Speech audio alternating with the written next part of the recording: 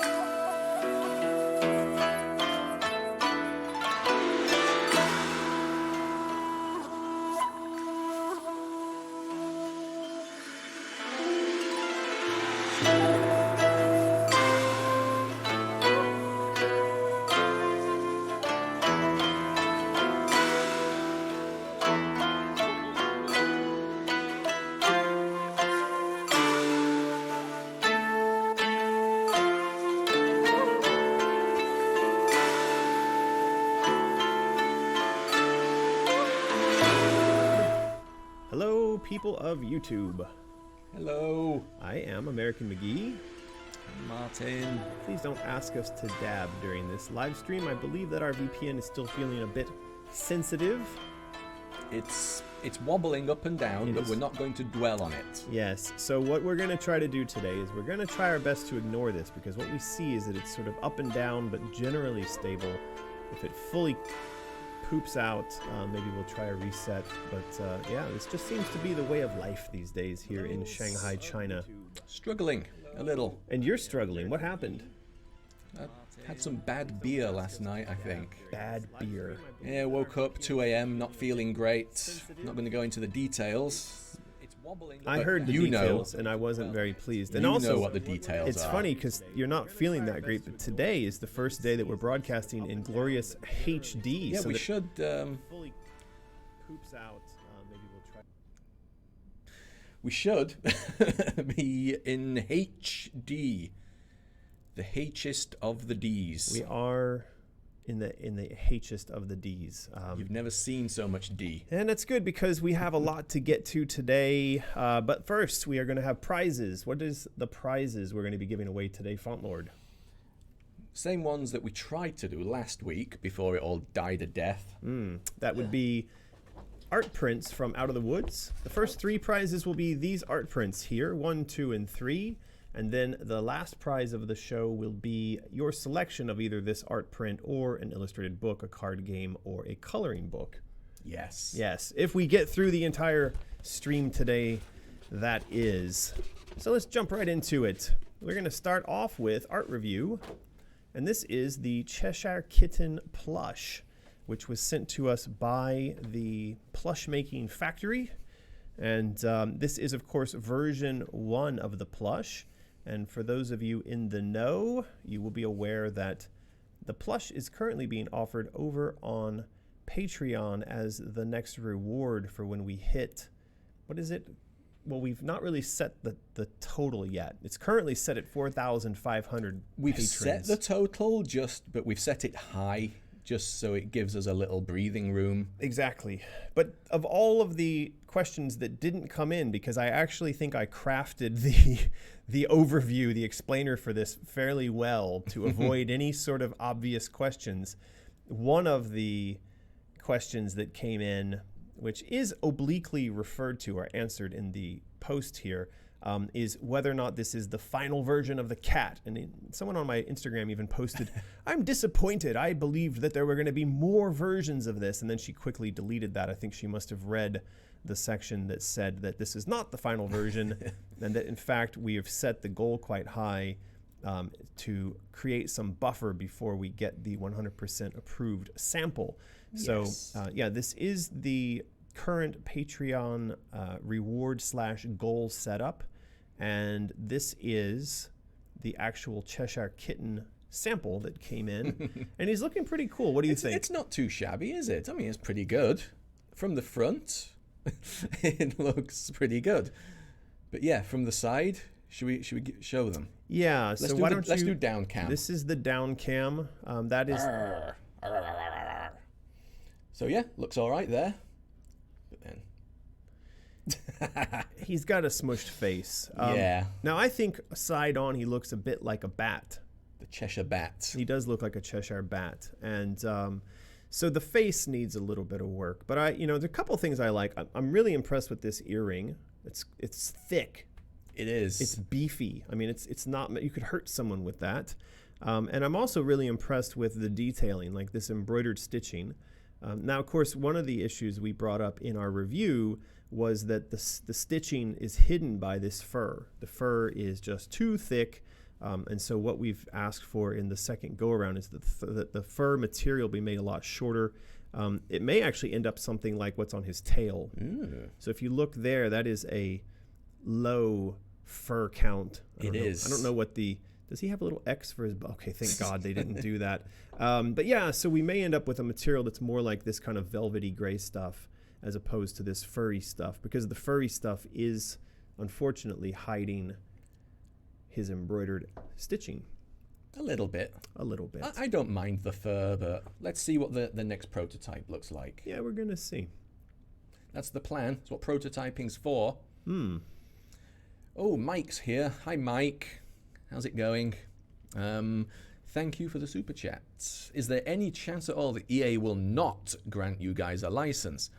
I know we have to keep positive, stay optimistic, but is it at all possible that this thing won't happen?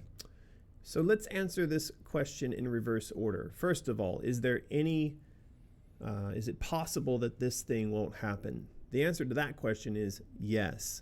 It is possible that this thing won't happen. Ignore the license agreement part for just a moment. It is possible that this thing won't happen for many, many reasons. I could get hit by a bus. If I were to be hit by a bus, it would stop the deal process. It would stop this whole thing. Then again, maybe my getting hit by a bus would inspire EA to release. It'd be like Nirvana, like when Kurt Cobain died, and there'd be all this sudden interest that, oh my God, he was planning to... Maybe I should off myself, like fake it though, Okay. And then EA will be inspired to capitalize on my demise, and then a new game would get made.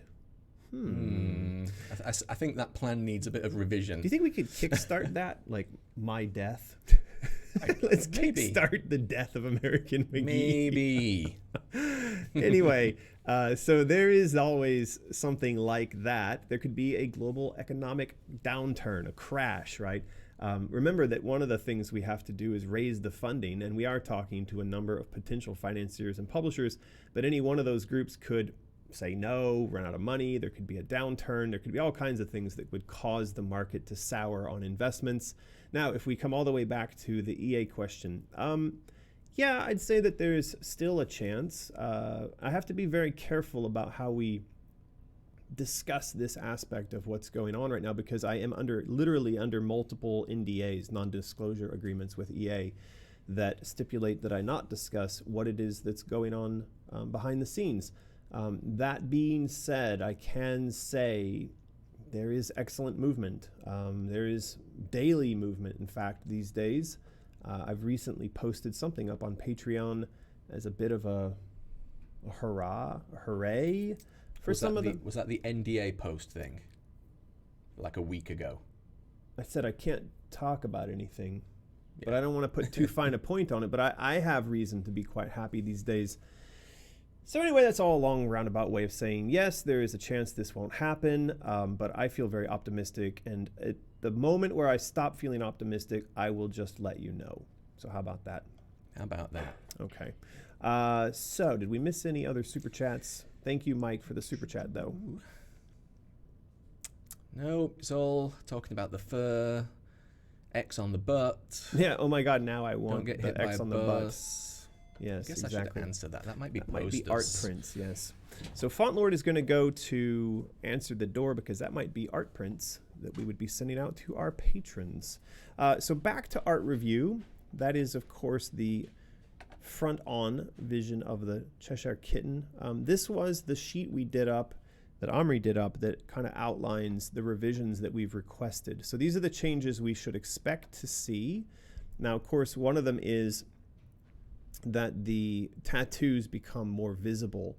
And so there's a lot of sort of discussion around making sure that those come out better. I think that we've also talked about a little bit of a shape redesign so that the chin becomes more pointy. Right now, it kind of, you can see here, it kind of ends in a flat bit. We want it to come to a point. And then, of course, the biggest comment is that the head shape should be rounder. It should be more three-dimensional. Right now, it looks like this kitten has been slamming its face into a wall repeatedly. So I think, yeah, we're going to get the face made a bit more 3D-ish. Was that the art prints? It was not the art prints. Oh, boy. Was it baby stuff? Don't know. There's a lot of baby stuff getting delivered. It's almost as if there's a baby arriving in this house soon. I'm impressed with the pile of baby crap. And I don't mean like the literal type. I mean the stuff as related to the raising of a child. There's a lot of that crap showing up these days. So yeah, this is the design sheet. We should expect to see a revision of the Cheshire Cat prototype delivered to us probably in a couple days, because it usually takes them around 10 days to do a turnaround, and we'll get some photos from the factory, and then at some point it will arrive here in its actual form, as itself. And yeah, we'll be able to share that with you. But I'm really impressed, to be honest. Like, with our experience last time around on the White Rabbit, it took us quite a lot of back and forth to find a factory, and then to get the factory that we'd found, that was already good to kind of hit this target. These guys seem to have kind of got it now. Yeah, they actually make something that looks like the pictures that get sent. Yeah, and I think, we've seen a lot of the comments online, people saying that even if this were to be the thing, they would be happy. They'd be happy to have this as a thing. And I agree. Holding it, I know the flat face thing kind of throws you off, but after you've looked at it for a moment, it works. It's just don't turn it to the side, unless you want it to be more aerodynamic. Do you? You never know. There was a super chat. Was it just that one? Did it miss any others? People are saying don't get hit by a bus. It's good I'll advice. try not to. Don't pull an Elvis. Oh, the old bus factory. No buses for you. American Dead McGee. Yes. So yeah, that's. So super chat here from Deborah H. Hello, Deborah Hawking. Hey guys, just wanted to say I'm thrilled to see all the progress and amazing work pumping out right now. Keep up the great work and much love. Well, thank you, Deborah, for the super chat. Totally unnecessary, because it turns out that Deborah is in fact our largest sponsor. She is the second brain, maybe even the main brain behind our friends over at Freaky Fandoms. And I know that Deborah recently was feeling a little bit under the weather, as it seems everyone has been. Seems it. And so I hope you are recovering nicely, and it's very nice to see you there in the chat. By the way, the art piece that we're working on, the little skull in the box thing, hopefully this weekend it'll get finished up, and we'll be posting some pictures, and we're sending one of those to Deborah. Ooh. Maybe we'll even call that a get well gift. Why not? Why not? All right, so this is the Cheshire Cat, as we said, in all his glory. The next thing up that we've been working on, we'll talk about really quickly, is the cosplay of Alice. And this is something that you, Fauntlord, have posted up over on Facebook, and you put a survey together. How's that going? It's going pretty well. So yeah, there is the official Facebook page now, which is at Alice Cosplay Official, I believe it is. So yeah, we're just in the initial phases at the moment, just letting people know about it, getting the feelers out, getting feedback from the cosplayers. So there is a link in the pinned Facebook post that the cosplayers can fill in to indicate their interest in taking part in the project. And yeah, it's going well. It's been up for about a week now. The Facebook page itself has got almost like 1,200 likes and follows, and the actual survey has been filled in by well over 100 cosplayers. So yeah, it's going well, but we still need more. So head on over to that page, like it, follow it, spread the news. Well, one of the reasons that we're doing this is because we're as yet undecided as to whether or not this is even a viable project. Is that right? yeah, we still need to know roughly, are people interested in this? I mean, we've crunched the numbers somewhat and it looks viable, but it would still be nice to get more feedback before we go throwing money at it, which we would have to do. We would have to upfront like 10 to 20K. Well, when we did Out of the Woods, it was well over $20,000 in upfront costs to launch that Kickstarter. I think that's one thing people sometimes don't take into account is the tremendous amount of effort and also financial risk that goes out there prior to the launch of a typical Kickstarter campaign. It's kind of frustrating to me, too, that we recently saw a comment over on the Art of Alice Facebook page that you put up, which seemed rather uncharitable with regards to our efforts here. They did make a bunch of incorrect assumptions, and then upon being told that they were incorrect, they just doubled down. Yeah, and went for it. I've always, my mama raised me to believe that making assumptions, what's the old phrase? You make assumptions, it makes an ass out of you and me. Out of you and me. And I'm all on board with that. I think that when I have questions about the nature or viability of a particular project or product, I typically tend to approach my questions to the author or creator in a sort of humble fashion, as in, I don't really know what's going on here, but I certainly don't start off by saying, this looks, what was the phrasing she used? Oh, what did she say? I've got it in, I don't know. She basically accused us of being thieves, and More or less. In more or less, being unscrupulous. And I was a bit taken aback, and you did your best to try to calm her down. And she Is it unethical? Is that the word we're looking for? Unethical was the word. And I always find this to be a little surprising. In fact, when you first, and to be clear, this was Martin's idea to put together this book, which I said that's a brilliant idea. It's very, very rarely that I actually compliment Martin on his ideas, but I said I'm hesitant. And why did I say I was hesitant?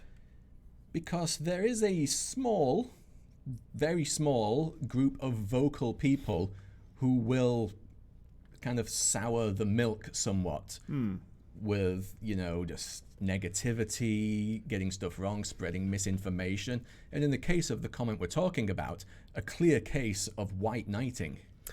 Unnecessary in the extreme as well. And I think we've seen this a number of times when it comes to the cosplay community. And not saying that the whole cosplay community does this, but as you said, there's always sort of 1 out of 100 or 1 out of 1,000 who weirdly take it upon themselves to be the champion for something that isn't actually going wrong, right? So I can understand that like if we had a history of being thieving, lying, whatever people, but we have actually a history of doing Kickstarters and delivering the things we promise and doing our Patreon and every month sending out all this stuff and doing everything we can to credit people and to involve people. So the idea that you'd come at us with the attitude of, well, I suspect that you guys are up to no good here. Hi, could you please take a look at the history of the things we've done and the support that we both get from our community and give back, and take all that into account before making all these negative assumptions. But anyway, I responded, and she doubled down and tripled down. I just hit delete and block. It's fine to have a discussion, but when it becomes, an argument, that's not good for the page. Well, that's why the delete and block function is there. So that is a very, very small percentage. Yeah. So yeah, just letting all you good folk out there know about this project. Spread the news. There you go. Go to the page, do the things, fill the survey if you're a cosplayer. Yes. Do all that. Let's see just how good it can be and the viability of doing this project. Or maybe it'll just turn into a giant poop storm and maybe it'll catch on fire. Maybe this person that I blocked will go and raise an army who come back and attack us and undermine the entire endeavor. Touch wood. Let's hope that doesn't happen. No. Alrighty. Sean Carey is back. Thank you, Sean, with a super chat, and that's very much appreciated. And another technical question, he wants to know if I know if John Carmack was still using the Next workstation while working on Quake. It's still crazy to me that they spent $12,000 on a computer back in the early 90s.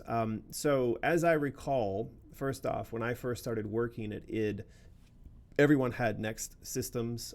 There was a variety of the black slabs and the black cubes.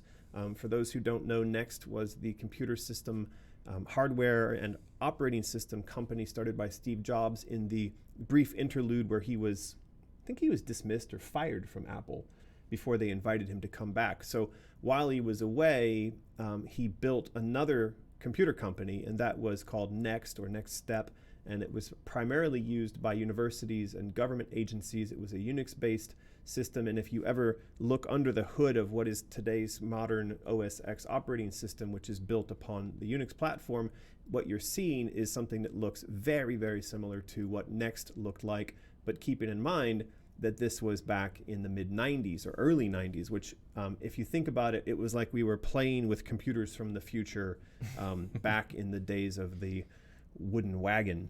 Anyway, so for Quake, yes, we transitioned from Doom 2, having done those on a mix of PC and Next systems. Quake, I remember we were writing tools, and the editor originally was built in, at that time, everything on there was in Objective-C, and so the editor and the tools and all that was in Objective-C on the Next systems. But through the development of Quake, we began transitioning away from those systems because they weren't able to keep up, and obviously they weren't targeting they weren't mirroring the sort of platforms that our consumers were playing and editing their games on. And so in order to stay kind of lockstep with the market, we needed to also upgrade our systems. So yes, the simple answer is yes. What an answer. Yeah, well, those were really cool machines, and that was where I learned Objective-C. It's where I learned a lot of Unix-y stuff.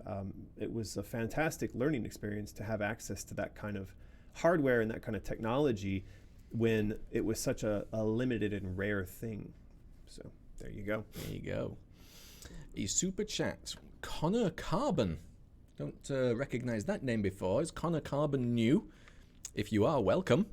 Super chat. I added an in-depth weapon wheel suggestion on the Asylum UI Patreon post. Thoughts?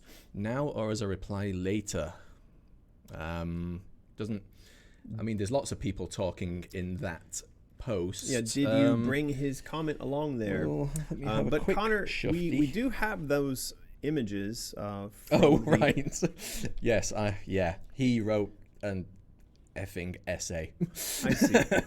It was far too much to put in my notes. Yeah, I mean, this is actually, it presents a bit of a challenge. So what you're looking at here is page 1 of 4 or 5 that Alex put together to talk about the console controls for the new game. Now, one thing I need to be very clear about, I need to stress right now, is that while this shows a PlayStation 4 controller, this in no way suggests that PlayStation is our favored console, nor that we are going to exclude other consoles, nor that you need to fanboy us about the virtues of the Xbox 360 and why can't we be building games for a 20-something-year-old console platform. No, we're not getting into that. This is simply us sketching out some concepts for game design, and Alex happened to use the PlayStation controls for that purpose. Somebody did make a good point, though. I don't know if it was Connor Carbon. But not every controller has the PlayStation's touchpad. Understood. So, there's got to be some wangling around that. Absolutely. So we will be careful. Now, just because different consoles or your PC don't necessarily have the same buttons and pads, and it's often the case that when we develop a game, we do develop control schemes separate and specific to the various controllers on those devices. So I would expect that we will have design outlines independent for each platform. And so, talking about, say, touchpad controls here doesn't break the conversation about the controls we're going to have on the platforms, right? That's right. But this is a really big conversation, and to be honest, I don't know where it's best for us to do this. I had been hoping that we would have this as a large conversation using Discord and with our weekly crowd design sessions. We were going to do that last week, but I was suffering from VPN illness, a migraine headache, and not being able to sleep due to allergies. And so as a result, we didn't have our crowd design last week. That's right. But Connor, what I think I'd like to do is to take your in-depth suggestions and these images and everything and pull those into the crowd design session next week. I hope that works for you and everyone else, and I hope that the VPN gods will smile upon that. I have solved my migraine problem. You have? I was wearing the incorrect prescription of reading glasses, as old men sometimes do. Allergies are still killing me, though. Yeah. So people are saying Nintendo. Yes, we are going to be on the Nintendo butt jack. Nintendo butt jack. Let's be very clear. We are targeting the next generation Nintendo butt jack. So yeah, there is a lot of conversation to be had around console controls and right soon, because Alex has actually done up multiple pages of the controls, which gets into how one would select weapons inside the game. He's done, speaking of Doom and Quake, he's done something inspired by the Doom 2016 weapons select wheel. Well, lots of games have the wheel these days. It seems to be the new standard. The wheel o' selection. It works very well. This is true. Yeah, so I think that he's also done up, this is for the modular dresses, so this is passive buffs and abilities. And he's also done up some thoughts on pause screens and how the HUD... How do you say HUD when you've got that weird British H? It's still just a HUD. HUD? How do you say router? Router? Router. Don't know about that. Now, this one was a bit controversial. At least, I guess controversial is not correct, because we all sort of unanimously agreed that this wasn't going to work. And why is that? What is this, Martin? No, well, I say nobody wants this, but if you want to enter the menu system, the inventory, anything like this, you don't want to have an animation every time. Or if you did, it would have to be a really fast one. We're talking half a second. I think that's probably an acceptable limit from pressing something and then getting to where you want to be. So yeah, having the camera pan around in front of Alice and then zoom into her eye, and then the screen goes black, and then some other nonsense happens, and then you get to the menu. No. Yeah, it's a bit much. Maybe the first time, so you actually get an idea of what's happening every time you enter the menu. Because in this one, the theory is that you're sort of like in her mind. She's thinking about stuff, I believe. So maybe the first time it happens. But yeah, not every time, definitely. Yeah, for sure. I think, one of the golden rules when it comes to interface design is to not get in the way of the player and not do it for stylistic reasons. So, you've got these ideas of designs that are form over function, and that's okay in limited instances. Maybe you've designed a fancy watch and it's not great at, say, setting the time, but you don't expect to set the time on it very often, right? Mm-hmm. And so you can have the watch look all cool and fancy and be a complete bitch to set the time on, because you're only going to do that once and then you're done. When it comes to interfaces and game screens like this, the idea that every time you press that button, it's got to labor through every step of this. It's going to look really cool the first time, and then around the fifth time, you're just going to be like, give me my damn menu already. Fifth time? Second time. Second or third, I'd say. It'd be sort of like if every time you asked your waiter to come over to your table to fill your glass of water, like a mariachi band had to come out and play a song, and ay, ay, ay, ay, we bring your agua, and you're like, no, just bring the water. You just want the thing and you want it right now. So that's good to know. Yep. Raymando Blades, super chats. Thank you for that. Are you going to have remappable controls? What do you think? Games do that these days. They do on PC. They do on PC. Yeah, for sure. I mean, it's an interesting question. Probably too early to answer. Well, I'd say that insofar as, for the PC, yeah, because it's easy to do, right? Right. So I don't think we're going to say no to that for PC. On console, is it done? I thought on console you basically got to choose from a selection of maybe 2 or 3 control schemes. Yeah, but also, I mean, I don't know much about Xbox. I'm a PlayStation guy. You can remap the buttons at the system level on the PlayStation. Right. So I don't remember seeing in-game remappable controls for the stuff I've played recently. Right.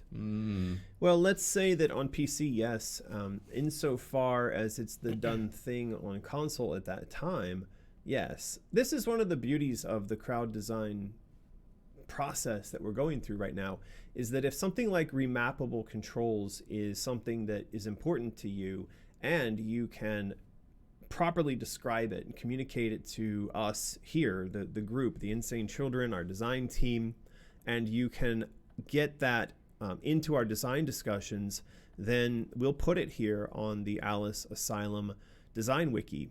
One of the goals that we're working towards, obviously, is to fill this out to the point where we have a design Bible, and the design Bible essentially outlines the product we're going to build. The beauty of what we're doing is that you, right now, get to help fill in these blanks before we start development. And so, take that opportunity to vote, to participate, to join the discussion, to lobby for these things that are important to you. I can't promise that every single thing that you lobby for is going to make it into the game. If you guys started up a petition to make Alice dab, we probably would still knock that down and say, no, it's just not going to fit in the game. If you start up a conversation and you lobby to get remappable controls in there, and you present a way in which that's been done successfully in previous products, why would we argue against that? Yeah, a lot of times these types of features, these types of things being implemented don't happen not because they're not good ideas. It's because the ideas are brought to the table too late. The development's already started. The idea that you would go and add something like that after the fact would completely derail, or due to, even though it's a relatively small thing, due to the point in the development at which you try to insert it, it blows up in terms of cost because of all the things you have to undo and redo and remap in order for that to work. So get it in there early. It increases the chances that we can make it happen, and you now have a path, an avenue to get those things in there. All right, contest time. Yeah. No, we've got super chats. Let's do these really quickly. Okay, Alice on Elm Street. A note about the weapons wheel. I've been playing Dishonored and I find it disrupting to need 2 controls to use the wheel. Left bumper, left stick. I think only using left stick would be best. Okay. Left stick is usually used for movement. Yeah, that's how you move around.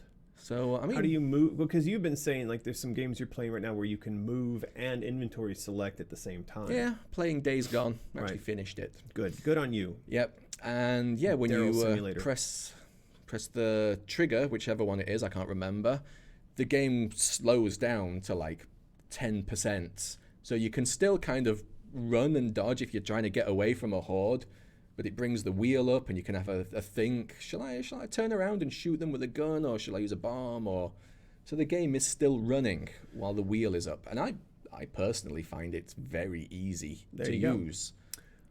So Alice on Elm Street's super chat, and thank you for that, and for the comment, is actually then answered by the next super chat from Connor, who says that his system, this is in reference to the comment he's made over on Patreon, fixes the problem being highlighted here. So I feel like we really need to dig into Connor's suggestions, and like I said, we'll do that during the upcoming crowd design session that is on our Tuesday, your Monday if you're in the US, of next week. So let's do that. And it is now spam time, so let's spam it up. Why don't we have a console war? Tell us in the chat so that Nightbot sees you and you can win a prize. Tell us your favorite console.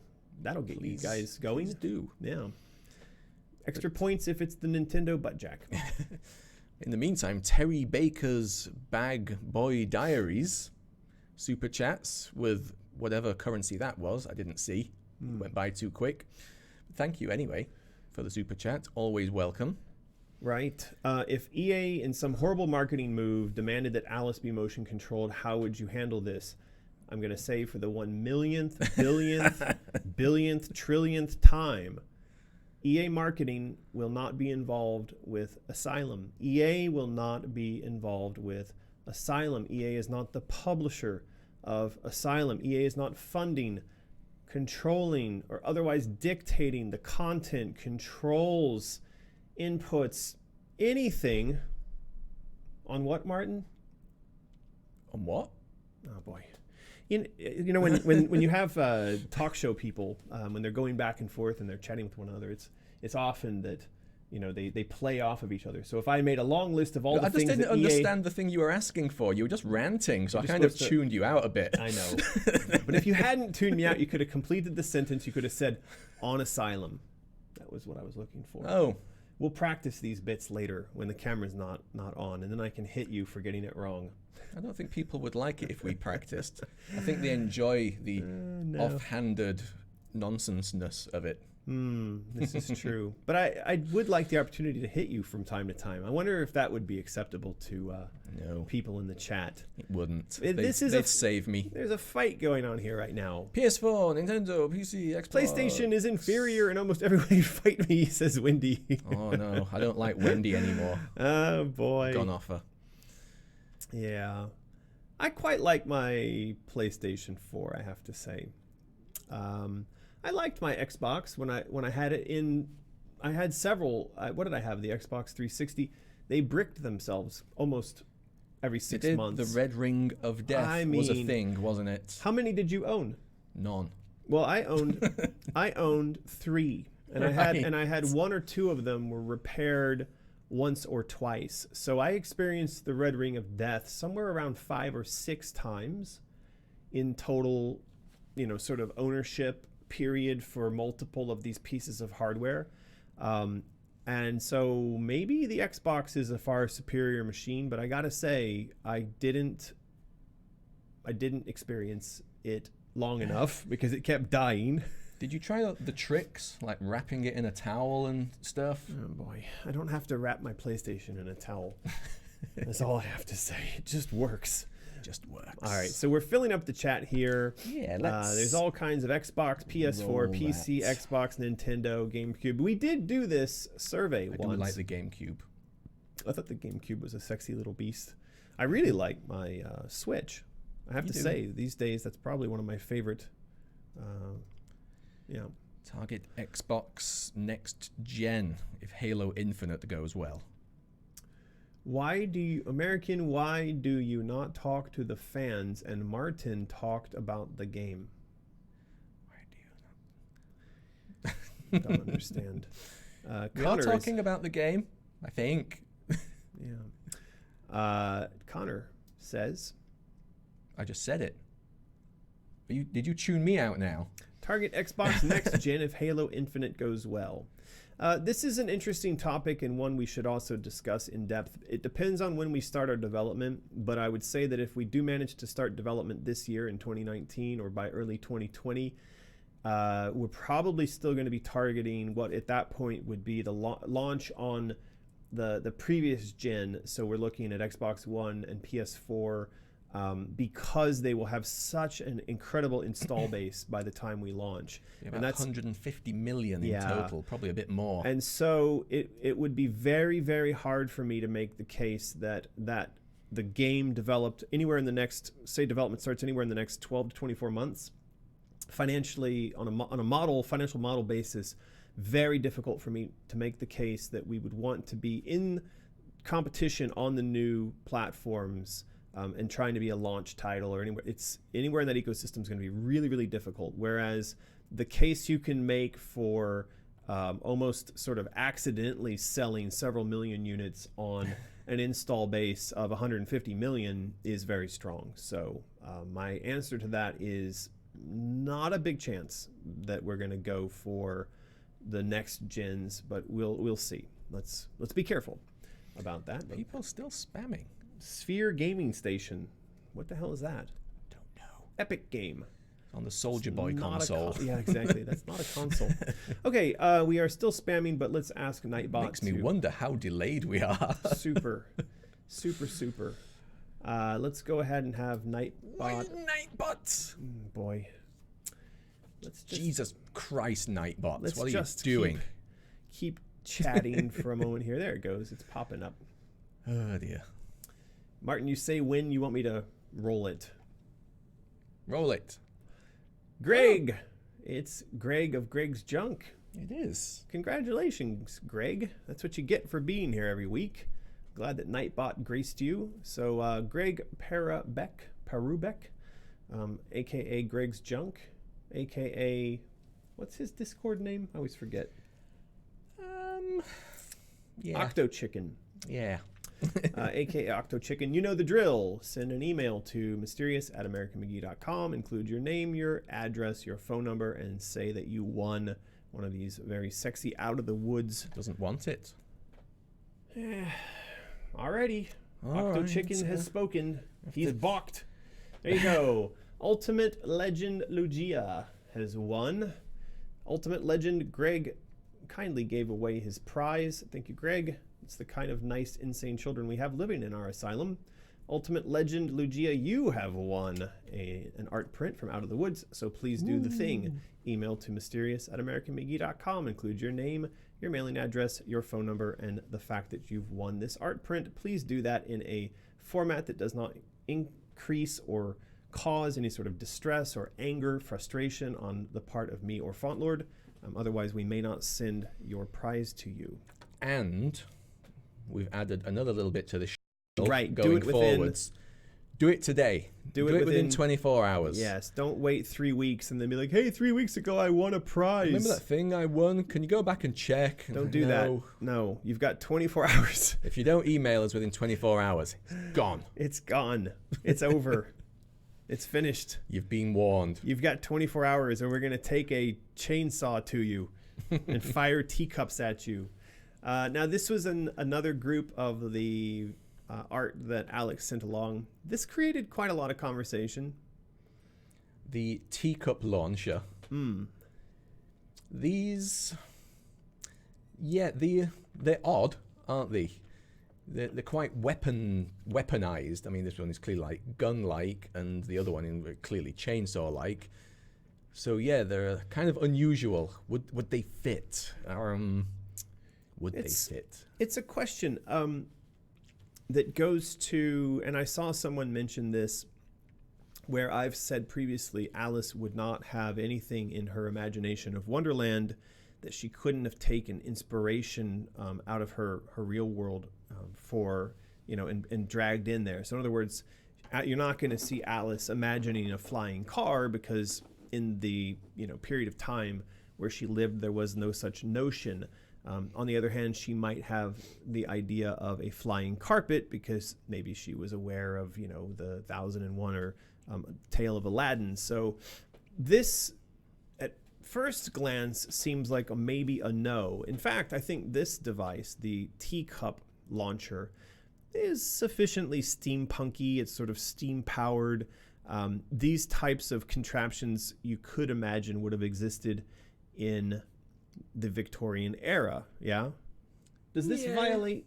I don't think this violates the rule. I guess compared to, it looks pretty big next to her there, so it's not quite gun-like, and I'm assuming that there were things that got launched back in that day and age. Also keep in mind that in the original Alice, we had the sort of steampunk, there was a kind of steampunky tank-like enemy, and I do believe that they had these kind of funny, they were I think called automatons. This thing.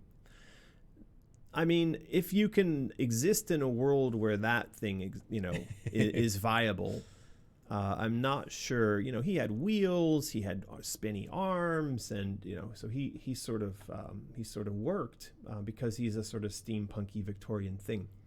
I do want to take just one moment, as an aside, to very kindly give Priscilla Nasoma a prize. I think she's going to win the negative Nosoma prize. It's very rare that I see Priscilla likes something. I feel it's not something that's in my head. It's in my you head noticed somehow. it enough that it pops out. And it's not a bad thing, Priscilla. It's okay to not like things. What's the song? It's okay to not like things. Just and she's not. It's okay to not like things, Priscilla. I think that was the song. That was it. And it's okay. She's not rude about it. But I do see very often that Priscilla seems to not like things. Grr, Priscilla.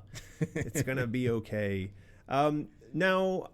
I understand, Priscilla. When I first saw this chainsaw, I thought, that's going a bit far. So I would be with her in the reaction to the chainsaw. Now, here's the thing. I actually like the chainsaw. I like the chainsaw having come from the Doom and Quake era where, chainsawing people in the face was fantastic. So I would be right on board with Priscilla's initial reaction to this.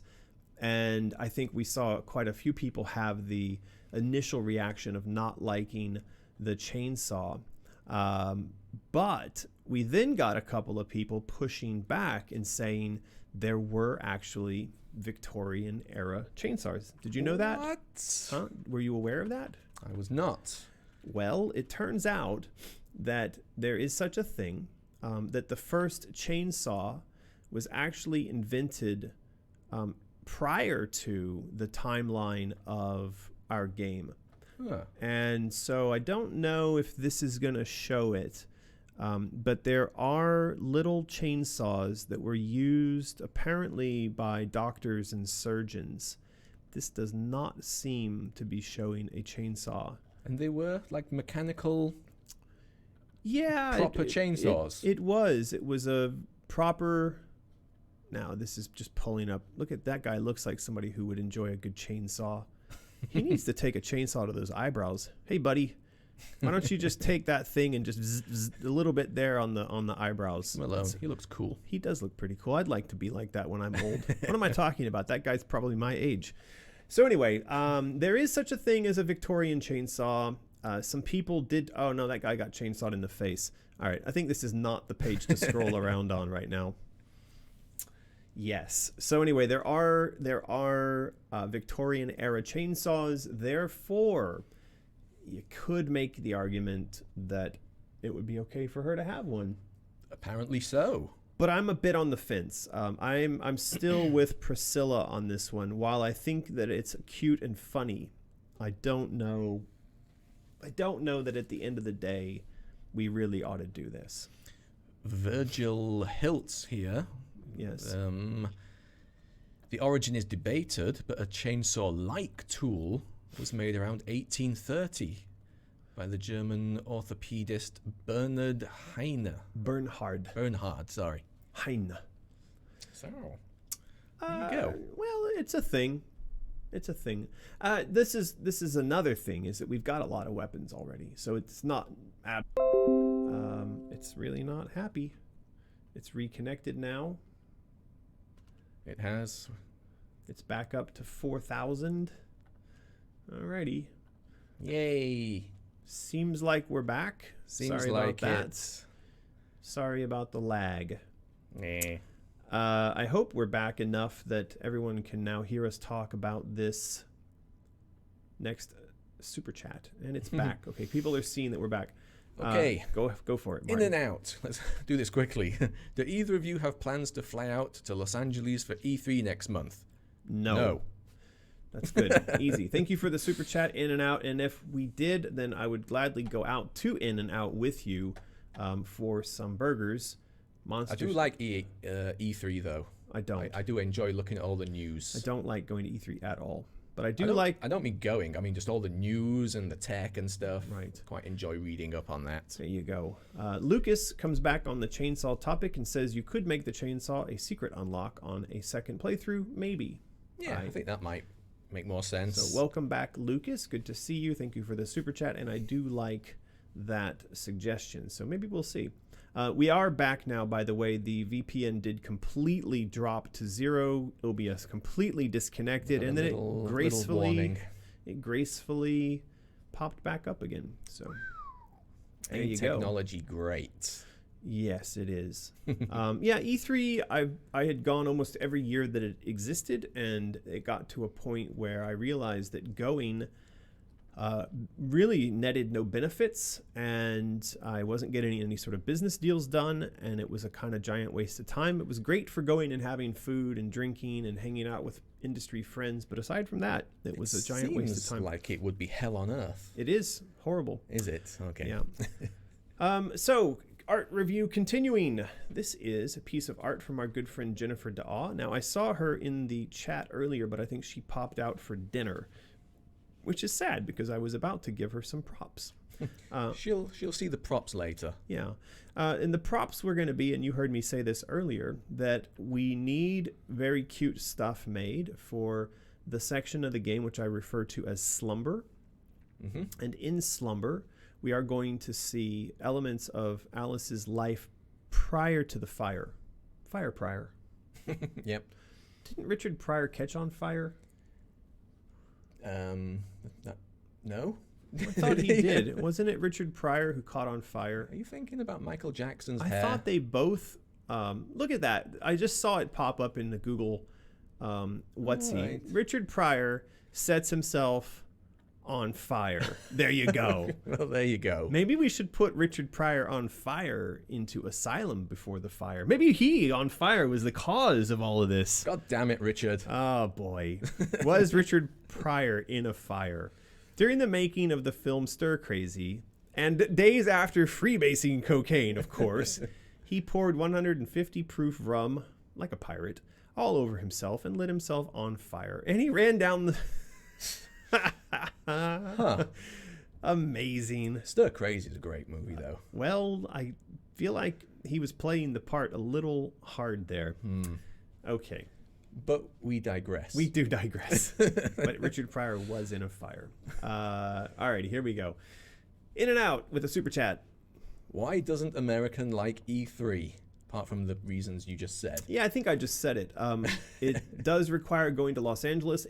Everything in Los Angeles takes a day to do. So I used to live there, and I lived in Hollywood. And if I needed to go to, say, a meeting in Santa Monica, which happened quite often, you could just write off the entire day because it took forever to get to Santa Monica from Hollywood, and it took forever to get back. And then whatever meeting you had over there, you could have just done on the phone, but people like to sit around and have food and chat and blah, blah, blah, blah. Nothing happens. Nothing gets done. E3 is almost exactly like that, except like millions of people go to Los Angeles to enjoy that same stupid, useless, pointless, waste of time experience. They all go there, they all go out to dinners, they drink, nothing gets done. You're stuck in traffic. When you're inside the event itself, you're stuck in crowds. You can't move. People are jostling. I don't understand. There's just hell on earth. It's hell on earth. It's absolutely hell on earth. And then people are like, it's all about just D waving, you know, they're just waving their D's around in the size of their booth and how big the line is to go and see the new Lord of the Rings game. And oh, look, I've got the badge for the thing and I can go to see it. I've got the tech pass. It's just a bunch of nonsense. It's as you know, Shakespeare said, noise and fury signifying nothing. And literally every time I've been for years and years and years, nothing gets done. And then I'd go up to people that I know that are, you know, industry figures and are you getting anything done? No, this is a total waste of time. Why are we here? I don't know. I don't know why I keep coming back. So I don't like E3. There you go, in and out. In and out. Thank you for the super chat. Okay. Where right, were are we? we caught up, shall we? I think we are. Yeah, you know, Eternal CMO says most big game publishers are getting out of E3 for a reason. It's a waste of time and money. Exactly right. You know, EA now does their own EA Global Games event at the EA campus, you know, in Vancouver or down in Redwood Shores. And they control the whole space. They make the whole event cater to the press and to some of the players who come out.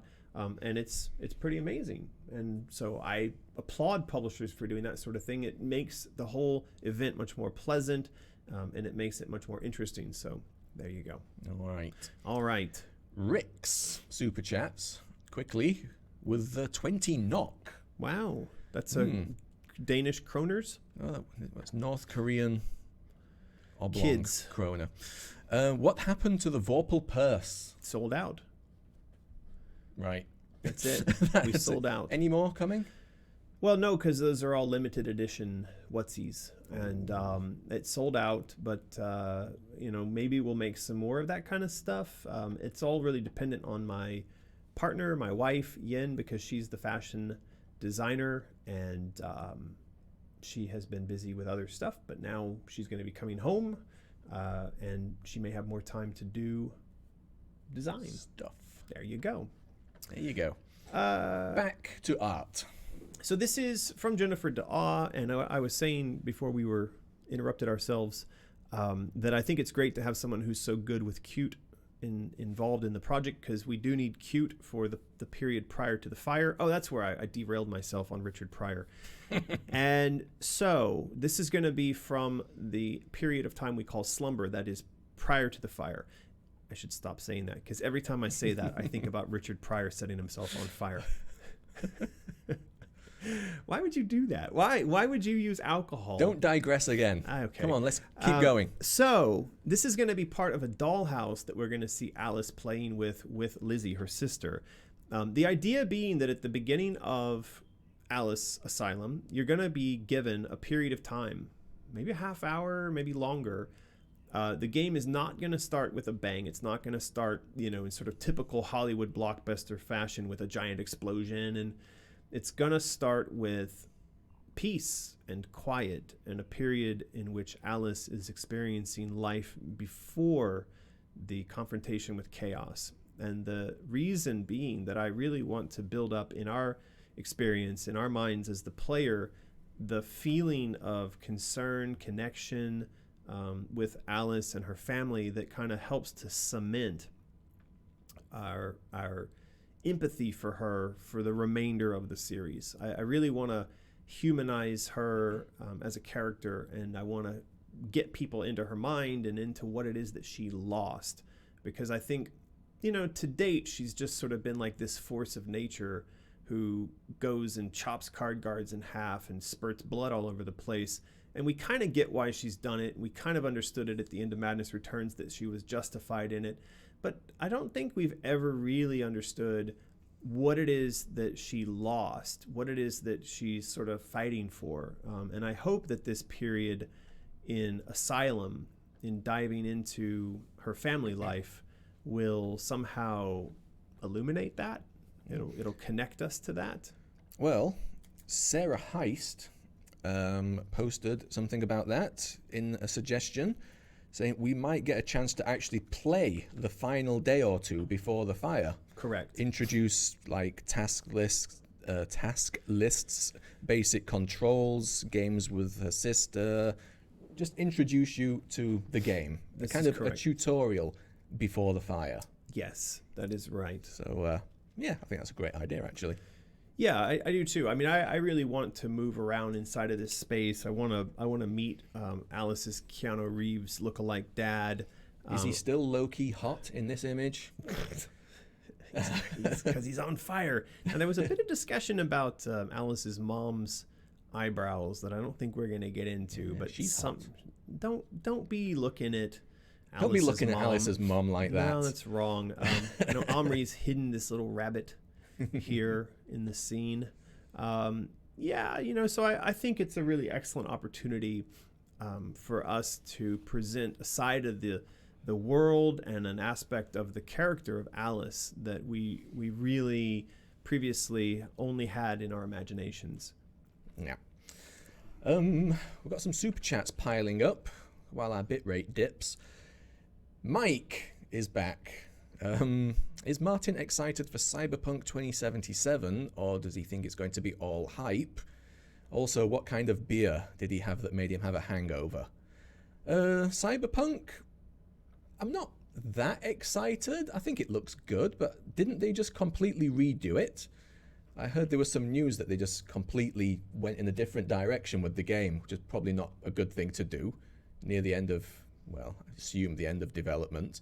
But it does look good. I mean, I might end up getting it if I might need something to play at the time. As for the beer, it's not a hangover. It's, just queasiness and illness, a sickness in my stomach. It was Leafman's. They do the fruit beers. So I had cherry, blackberry, and apple. So maybe it was just the mixture of all three that didn't sit well with me, or when I was drinking, maybe the bottle was dirty. I don't know. This is Yin's favorite. It's nice. This is the Yin's, cherry one. Yin's favorite drink in a bottle. Could just drink that like pop. I am not a terribly big fan of drinking too many of them. I've found that they don't agree with me, but who knows? So yeah, just add some of those. Add 3, 1 of each flavor. Maybe that's what did you in, mixing. It might have, cause yeah, it was not a nice feeling, and it's still not. I'm still not recovered. Very sad. So we have next up here Rachel Sharp. She says, sends along a $5 super chat. Thank you very much. That's a very cute little white rabbit icon you've got there. Will Alice's family appear in Slumber or Wonderland? And the answer to that is, oops, that's Alice's house. I thought that was going to be a fancy transition to the scene that we were showing there of Alice and her family around the table, but I screwed that up. So yeah, there they are, as shown in the illustration by Omri, and they are all playing with a deck of cards, and I'd say they've made a house of cards. The subtle suggestion that it's all about to come falling down is foreshadowing. Is not lost on us who look for these sorts of things in our stories. A bit of foreshadowing. But yeah, so Rachel, the family is going to be in the game, and I think that we'll have a bit of time to interact with them, primarily to ask Alice's mom the secret to these extremely sharp and bold. That's a lot of hair this man has got. Is it Chewbacca that is Alice's dad? Maybe. Who knows? Maybe it's the midichlorians that give her the powers that she unleashes upon Wonderland. Is Alice a Jedi? Uh-oh. Oh, boy. Oh, it's all coming. Spoiler alerts. It's all coming out now. All right, Lucas is back. Of anything, I think one detail that needs to be explored in this game is how was Alice with her family? All we really know is that she was closest to her sister, but how was she with her dad and mum? That's an excellent question, and it's an excellent aspect of the relationship that we're going to want to explore and to show to the player and to have, again, build up our sense of connectedness with the story and with these characters. So we will look into that. All right, now that we're done with the Super Chats, we do need to do another contest. We will be giving away an art print, so why don't we have you spam the chat with how thick are your eyebrows? just say in the chat, how thick are your brows? On a scale of the enlightened one. Is it the enlightened one that was in the Avengers? That she was completely bald and shaven everywhere. The ancient one. The ancient one. On a scale from the ancient one to Chewbacca. Yeah, there we go. So on a scale of ancient one to Chewbacca, how are your eyebrows? You don't like Tilda Swinton, do you? Was it you that said that? I don't think she wants to be liked, and I think that maybe that's fine. You know, it's sort of part of her character. Obviously, in a lot of the films she's in, that is sort of who she plays, is a bitchy, you know, sort of holier than thou. Yeah, I can't say that I don't like her because I've never met her. Are you sure You mean well, maybe you meant as an actress or the role she plays or something. I don't know. I think she doesn't want to. I think she takes on a lot of these sort of stronger, you know, woman roles that I mean, she's a disagreeable character in the Avengers. She's intentionally disagreeable in the Avengers. And I think she's fantastic at that. So, you know, when you see this kind of movie and you see that kind of character, you want her to be able to pull that off. She pulls it off, right? Guess she was pretty disagreeable in Snowpiercer. Yes. Look, the guy Peter Mayhew, who played, oh my God, he had some eyebrows. And some eye bags. Yeah, well, but I mean, his eyebrows, oddly similar coloring between his eyebrows and Chewbacca. Who knew? I guess he knew. Mayhew May knew. Mayhew knew. Mayhew knew. I'm trying to make terrible rhymes again. So what do we have? We have chainsaw. My girlfriend says her eyebrows are better than hers. We have thick shaved. Somewhat more than 5. Thick. 6. I wonder where that thick thing came from. You'd Gonna have to go and ask know the your internet. meme. Know your meme. Yeah. Are you not aware? I thought it. I don't know. I thought it came from anime stuff, didn't it? Did it? I thought so. Well, I know what it means. I just don't know where it came from. Yeah, I'm not really sure. I'll have to check Know Your Meme for the first usage. Well, I don't know. It says here that it came from an African American vernacular. Describe curvaceous men and women. There you go. So it basically just came from the internet. Okay. Yeah. Look, all of this talk about people setting themselves on fire with alcohol has resulted in us getting ads for alcohol. Way to go, Google Ads. Yeah. I'm sitting here looking up Richard Pryor on fire, and you're giving me materials with which to set myself on fire. That's not very smart of you. Anyway, that's where thick apparently comes from. Okay, now we know. Now we know. Shall we roll it? Let's do it. 3, 2, 1. Hey, Connor my Carbon. God, look at that. Look at that. That wouldn't have anything to do with the fact that Connor gave us a super chat. No, no. No, it doesn't work like that. You didn't set Nightbot to prefer people who gave us super chats, did you? I haven't done anything with Nightbot today. Just Oh, it was there and working. Poor Nightbot. Alrighty. Are we going to tell Connor what to do? Yes, Connor Carbon. You need to send an email to mysterious@americanmcgee.com. Include your name, your phone number, your address, the size of your eyebrows, and the fact that you won an art print. Please do that all in a format which does not cause distress, frustration, anger, bother, any of those things for myself or Martin, and we will get you your art print. And also, please make sure to do all that within the next 24 hours. Please do. Offer not valid in Timbuktu. Void and expired after XYZ date. You must be at least 18 years old to play this sweepstakes. This is Alice's house as done by Joey. Not really sure where she got the original design. Probably from the in-game cinematics or some of the cinematics that we've done in the past. But because we're going to be exploring this space, it is important that we do define what her house looks like. And this is a render that she's done the coloring of. I quite like this from a creepy perspective. This feels like a house you'd sort of see in a horror film. In fact, just as a kid, and you watch a lot of Stephen King movies, and a lot of the movies are coming through. I think his film company is called Castle Rock,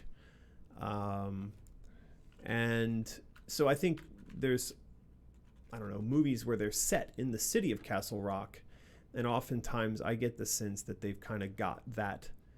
They have that sort of look to them. Like, here you go. Okay.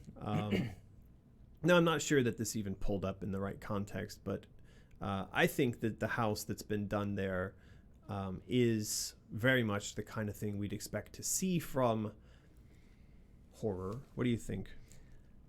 I think so, but at the time that we see the house, we're going to be indicating how happy and lovely everything is, isn't it? Yeah, so it should be maybe the brighter, orangey painted house. Well, but at the same time, when you're thinking about horror, and you're thinking again about foreshadowing, think about the idea that the house can be as much a character as a meaty physical character, right? And that's especially the case when you think of Amityville Horror. It is in itself, the house is a character. I know I've totally butchered the name of that. It knew what you meant. Yeah, that's the great thing about Google. But yeah, I mean, the house becomes a character. In fact, the Amityville Horror House, they sort of did it up so it almost feels like it's looking at you, It does have eyes.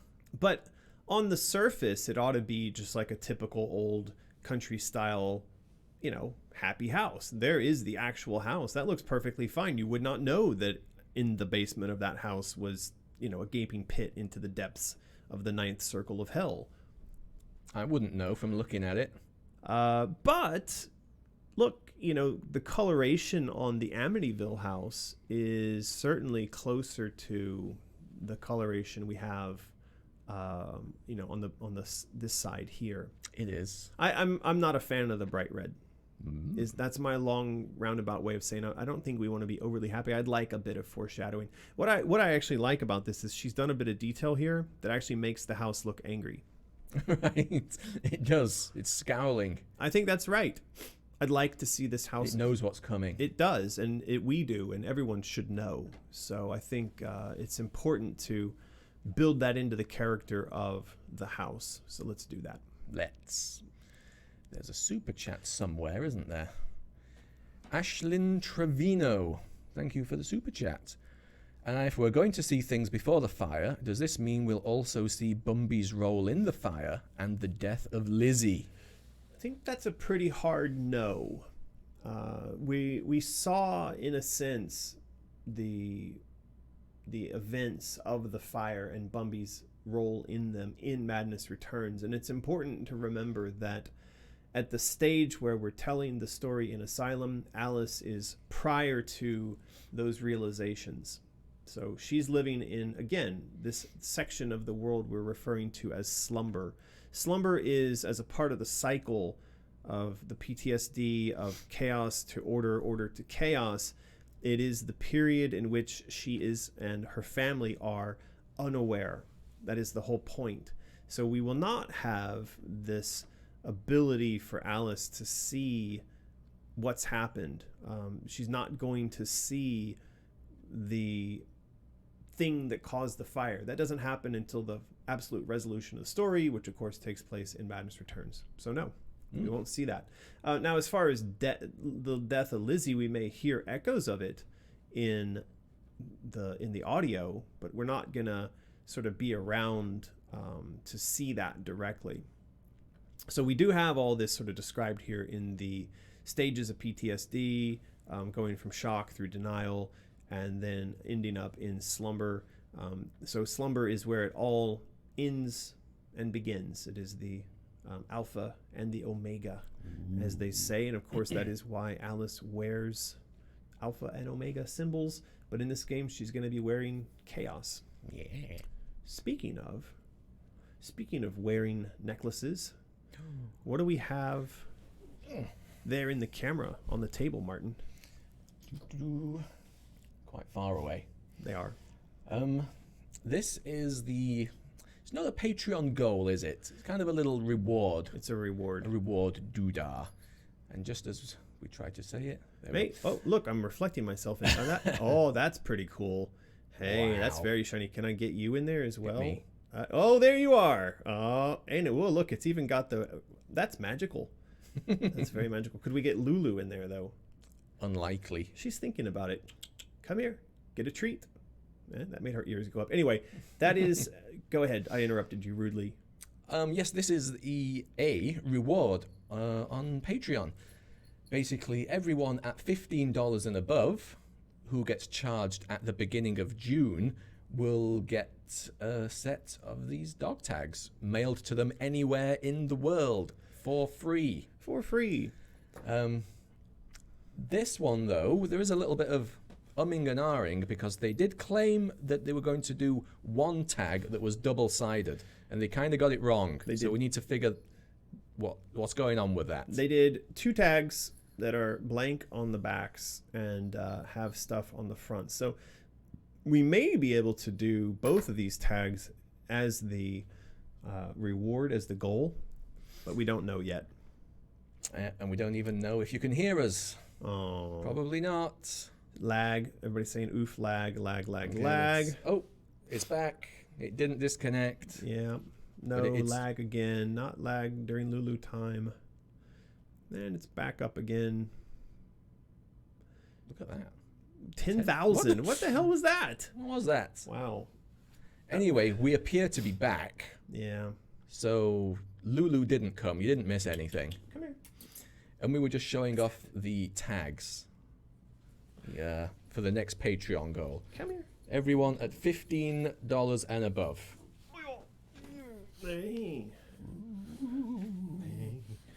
Dog. Everybody wants to see you. Hello, dog. Everybody wants to see Lulu. Do you want to bite Martin on the face? He always wants to bite Bite him on the face.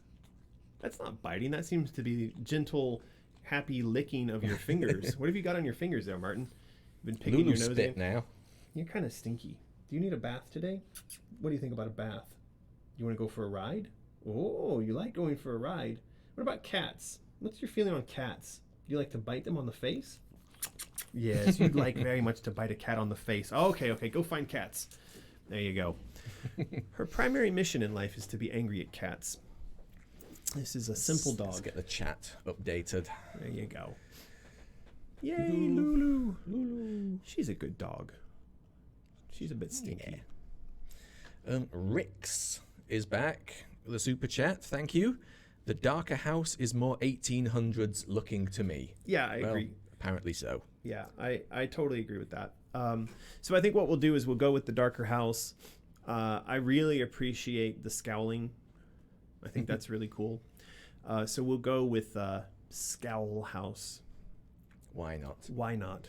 Is that where the filigree on the Vorpal blade came from as well? That's a cool idea. That's a very cool idea to have. Looks a bit like it. It does, doesn't it? Huh. That's another good idea from Martin. Go figure. Who knew I had good ideas? You're on a roll. It's incredible. Really, really incredible. Now, Joey, who was the one who illustrated that amazing house art, also sends along a couple of movements that are being suggested as Alice explores Wonderland. This is, of course, wall climbing, as indicated by vines. Mm-hmm. And there is something she has here called peeking, which is to be behind some sort of an obstacle and then to be able to peek around the corner of it. Well, I said pooking. It does look a bit like P-king. P-king. The king of peeing, perhaps. Why isn't she saying anything? Yeah. Where's her onomatopoeia?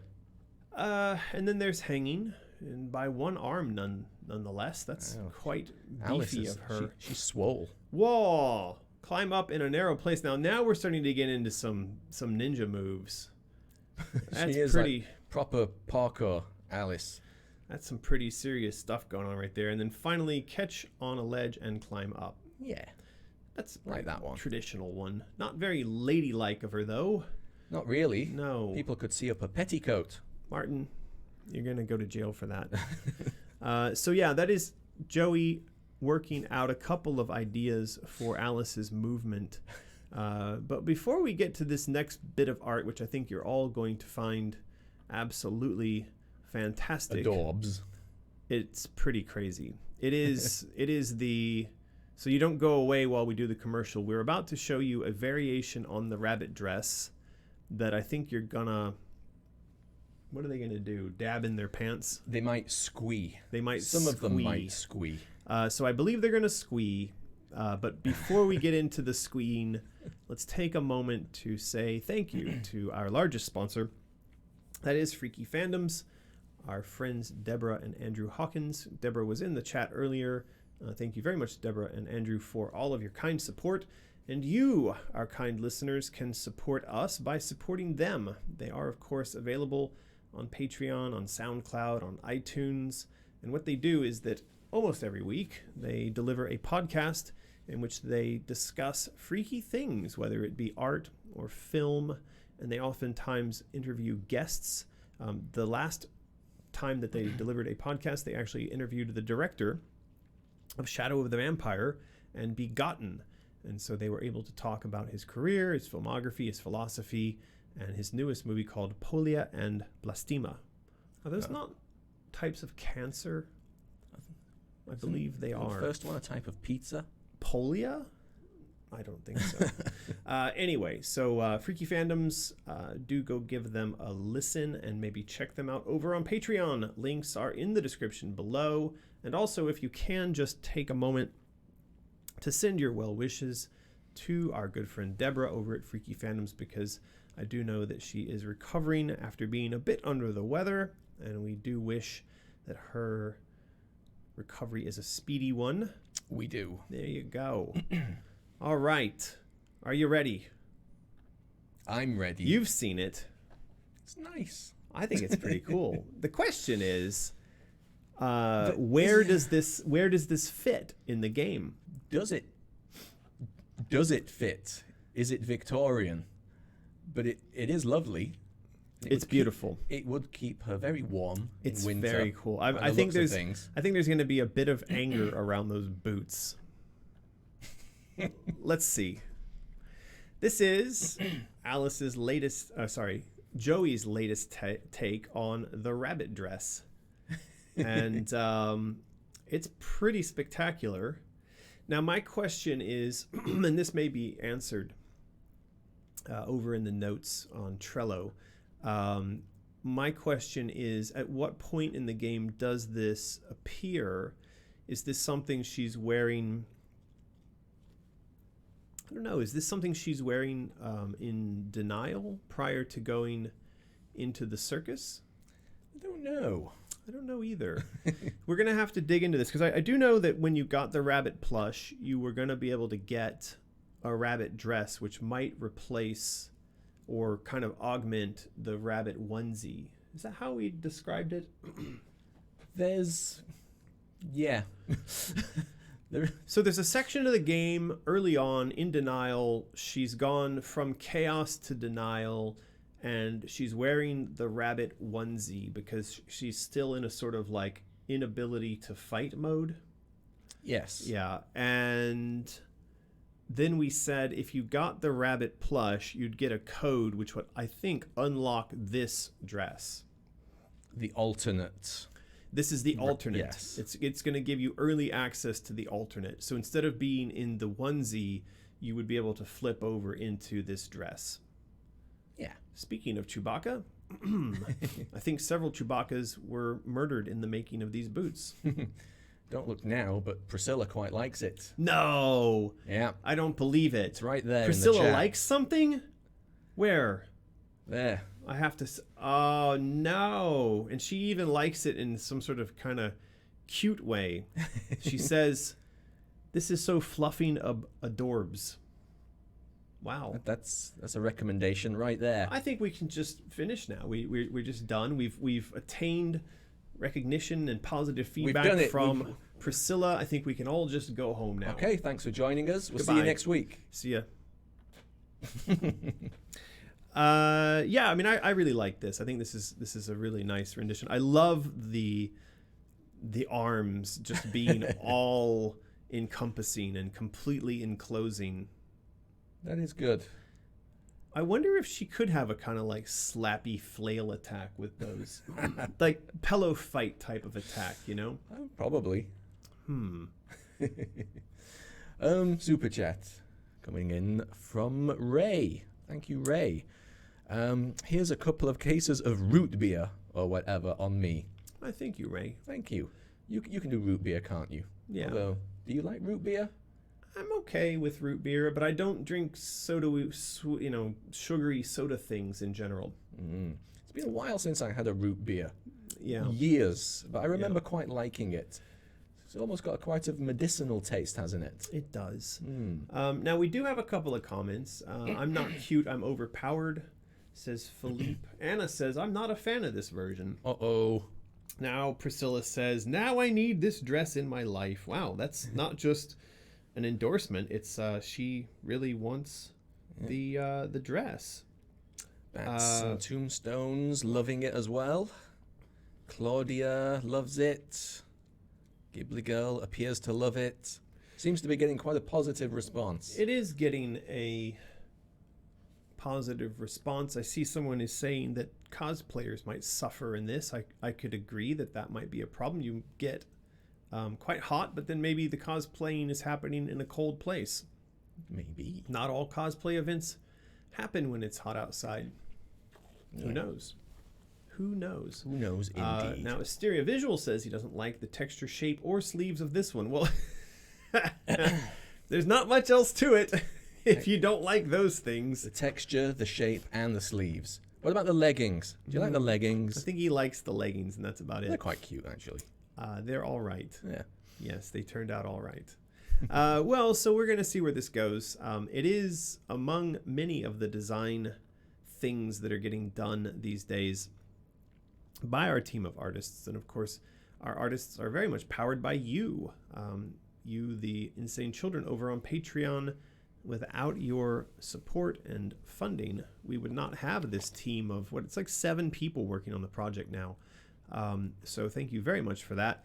And as they're working, they are now starting to use Trello, which is a project management tool, to share the work that's being done. We do have Alex working on a couple of really fun things. These are enemies and NPCs. So this was obviously, is that a fish or a frog? It's a fish. It's got to be a fish. Yeah. Good. You read those in a posh British accent. Good day, Alice.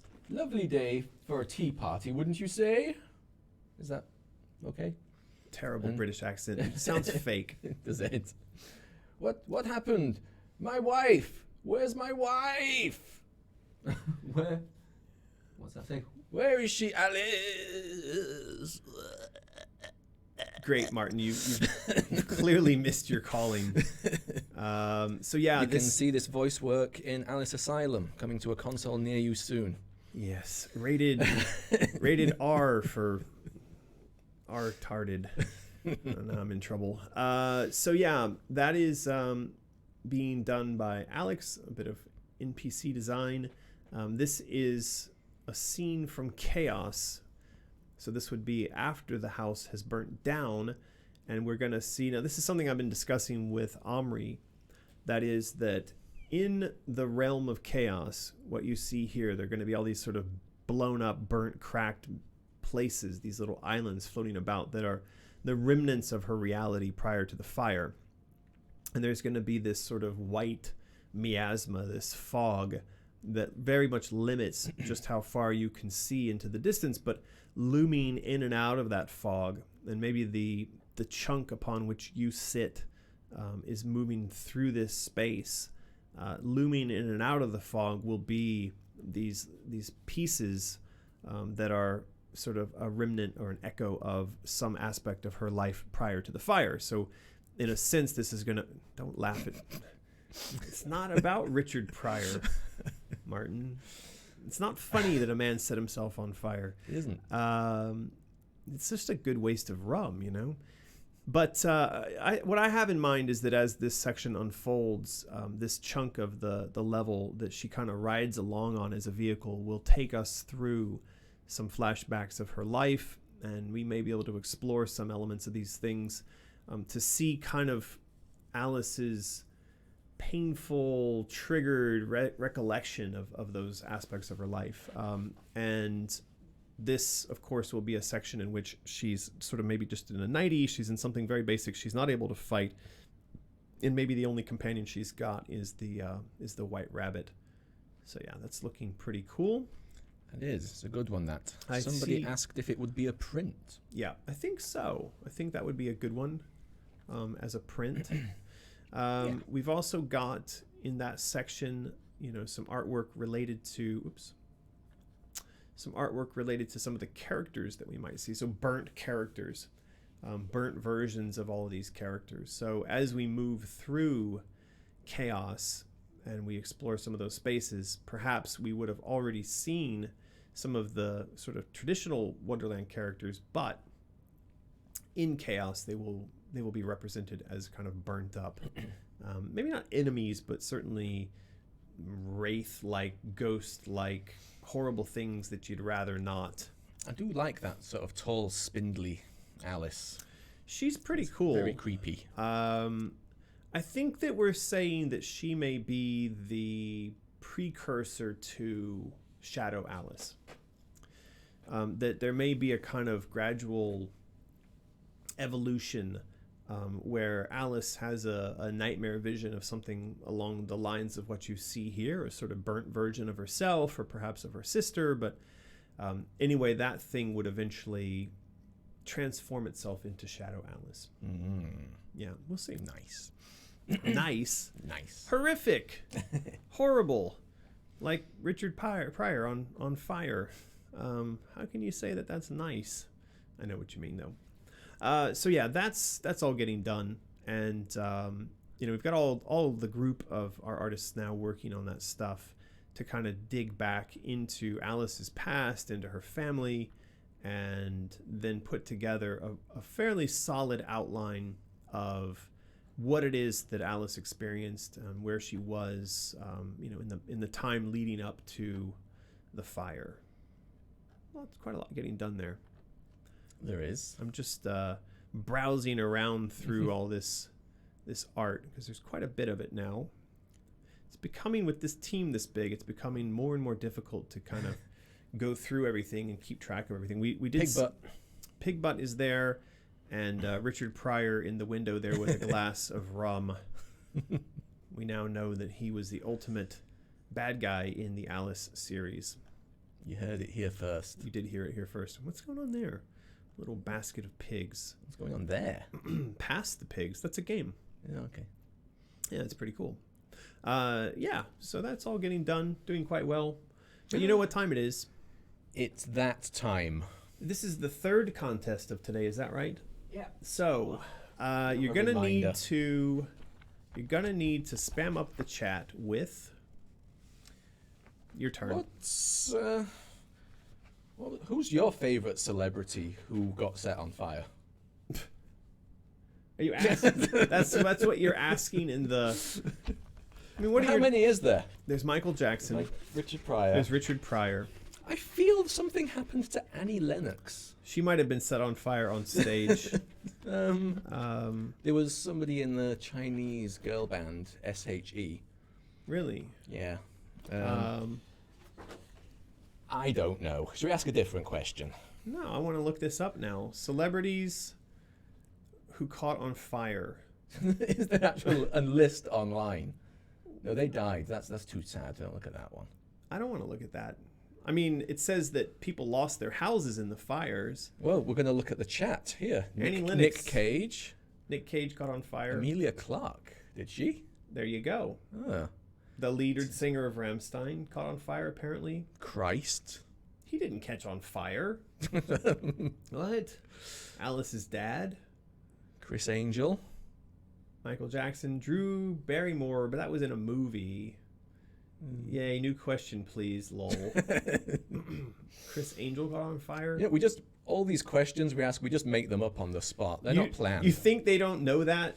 No, I wonder if some people do think that part of this is scripted. There's none of this is scripted. It's other than, we've got a folder full of stuff to show off. Yeah.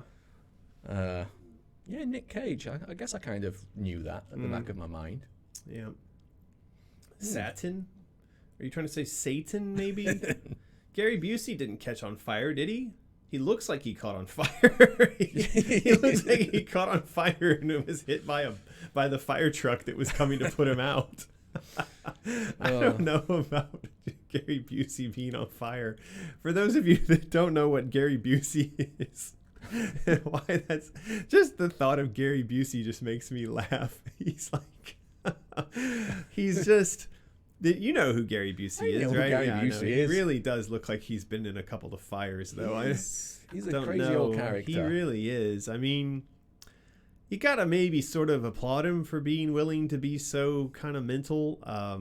I guess. I don't know. This is just terrifying. Look, it even made me say the F word. That's absolutely. We should have him as a bad guy in the game. God, that's terrifying. I would just put the controller down and walk away from that. Wow. And he started off pretty promising. Yeah, he was big back in the day, wasn't he? He was in Point Point Break. Break. He was in Point Break. I remember him in Point Break. Yeah. Yeah. So I didn't know that he actually caught himself on fire though. Don't know if I believe that. Anyway, here we go. We're gonna roll it. Let's roll it. Bats and Tombstones has won the contest. So Bats and Tombstones, you know the drill. Don't be Gary Busey, first of all. And then send an email to mysterious@americanmcgee.com. Include your name, your phone number, the fact that you've won this poster, and some Gary Busey. And do all that within 24 hours and in a format that does not cause rage, anger, frustration, Gary Busey on the part of either myself or Fontlord. And we will get your... Have you been laughing so much that you're crying? Yeah. Just, I mean, look at this guy. Why wouldn't you... I mean, Gary Busey, he's just funny. He's got a website, Son of a Bee, Everything's Real, at GaryBusey.com. Look at those teeth. Those cannot be real. Oh, my God. Young Gary Busey. Are any teeth Chompers. in Hollywood real? Oh, no. Look at this. They even make baby teeth. Ah, boy. Okay, let's get to some of these questions that you've got here, because we're Are we pretty done much... with that? Yeah, I think we've done it all. That's weapons. That's, I mean, we can do it. Let's do a quick scroll through everything. Go on, and then. you just make sure that we've finished it all up. Alice's room. This is the Cheshire Cat embroidered patch. Everyone, when we hit the Patreon goal, who pledges for the plush, will get a Cheshire patch as well. You're going to get a whole bunch of stuff. You're going to get the Cheshire plush. You're going to get a bag.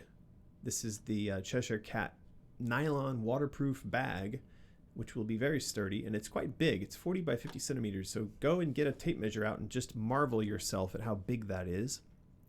You'll get one of these here patches, but we're going to move the earring to the right side, which on the screen here would appear to be on the left, but on the cat would be on his right side. But in any case, we're going to move the earring over because someone pointed out that that's not the correct side. And we're also going to have to do some kind of early access thingy. Early access thing. We haven't decided yet. We need to decide. Yes. So we will try to talk about that over on Patreon. If you have an idea for what kind of early access thing you'd like that could unlock, it could be an alternate skin for the Cheshire Cat. It could be, what could it be? Anything. Anything. It could be. Did you Gary say Busey. themes? Oh yeah, themes. That was your idea. We were thinking maybe a theme for the console or wallpapers for the PC or something. Oh yeah, you could look. One-Eyed Skull says we could unlock Cheshire Cat with Busey teeth. I love that. That's really great. That's a good one. We should just do that. Like you punch the code in and that's amazing. Ah boy, don't make me laugh again. Anyway, that is why the Cheshire Cat embroidered patch is in art review, was because I was going to mention that that's one of the things you get with the Cheshire Cat plush collectible. What else is in art review? The Cheshire Cat, another version. We did that. He's super cute. I can't wait. I can't wait till we have the second go round of this model. He looks really good straight on. We have notes on how to make him look even better. We've got cosplay. We've got Richard Pryor before the fire. He's in there somewhere. We should sneak him into a photo somewhere. Like if you just zoom in, he's going to be right there behind Alice's dad, like kind of with a bottle of rum. Like, yeah, you know what's up. Well, while we're on this image, we did have a comment from Wendy J saying Alice looks like she has dreadlocks and bald spots. There. What? Oh, I see. I see. Well, Wendy J, you look like you've got an afro and something insulting Al. Yeah. I don't know. I think it's just a really quick, rough sketch. I don't think we're supposed to sort of critique this on the basis that it's final. I think this is just Omri's really quick sort of rendition of a scene to catch a vibe. We will make sure to get rid of her. Wait, is that Look, it's Richard Pryor. That's what it is. It's Richard Pryor. Look, there's his afro, there's arms, legs. Wow, Omri is just brilliant at this foreshadowing. Subtle, amazing. Wendy. Apparently, Wendy says that she does look like she has an afro. You got it right. Well, there you go. This was in art review because we were going to show the bag. So that is the design of the bag. We should be getting a sample of this very soon. And I'll be excited when we have that. We can put it over Martin's head. This is to show why. Why was this in there? I guess this was just to show the rabbit plush set that we did last time around and say how awesome that was. Yeah. We already did the tags. We did these controls. Yeah. So let's get to the questions, please. All right.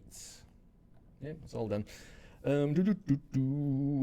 Well, going back to the last comment from the post we did about this stream, Cheshire Cat Girl asks, is there any chance of getting a stream before midnight CEST time?